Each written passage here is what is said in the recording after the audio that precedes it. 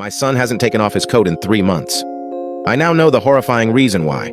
I was dumbfounded the first time I saw my son wearing that big, ugly black coat.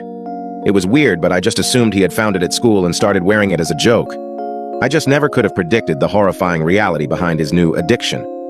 When I met him 10 minutes later in his room, however, Melvin was still wearing the coat. It was burning hot outside, so I asked him to take it off, but for some reason, he insisted on wearing it. I heard my wife clear her throat behind me and looked back. She gave me a stern look, which was a reminder not to force our son to do anything he didn't want to do. I sighed and accepted the fact that I'd have to endure the terrible smell of that coat for the rest of the day. During dinner, I could barely stomach 2 bites of my spaghetti before I lost my appetite entirely due to the sight and smell of the coat from hell. Melvin, however, munched happily and even asked for a second plate. I was relieved when he finally ran off to play in his room. A couple hours later, as I settled down for the night, playing games on my phone, my wife entered the room looking alarmed. She told me I just tucked Mel in and he wanted to sleep in the coat. There was silence for a few seconds as we stared at each other. "He wanted to sleep in the coat," I responded. My wife said, "Forget about it. Tomorrow he'll take it back to school and he'll be back in that expensive jacket you insisted on buying him." Oh, how I wish it would have been that simple.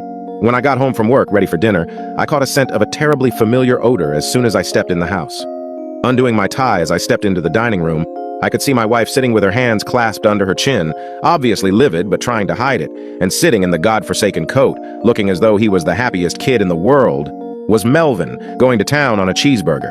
I asked him where his jacket was, and he pointed across the room at his jacket, which was hanging on its hook on the wall. Perplexed, I looked at Judith, who had not taken a single bite of her burger or fries.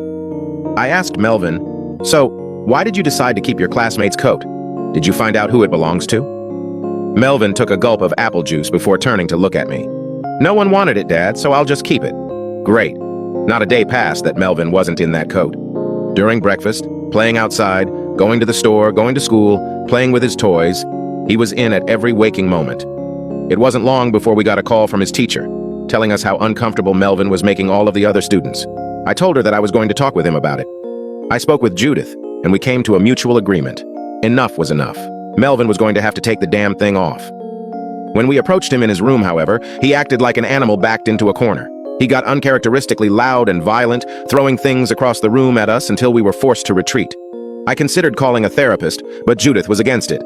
He did not get tired of the damn thing. One night, I accidentally walked in on Melvin as he was taking a shower. Though his clothes were on the floor, the coat was not. He was wearing it as he showered. We were warned by the principal of the school that Melvin would be expelled if he did not get rid of the coat. Judith and I decided to try to rid ourselves of the damn thing while he slept. We waited until midnight before creeping into his room. The two of us tiptoed very slowly towards our son's bed, his back to us as he lay sleeping in the coat. If he woke during the removal, we were just going to have to wrestle with him until we got it off. Catching a glimpse of our reflections in the mirror across the room, however, made me stop dead in my tracks. Melvin was not asleep. I could see his reflection in the mirror, his eyes wide and bloodshot, watching us as we approached. He was lying completely still, a manic look on his pale face.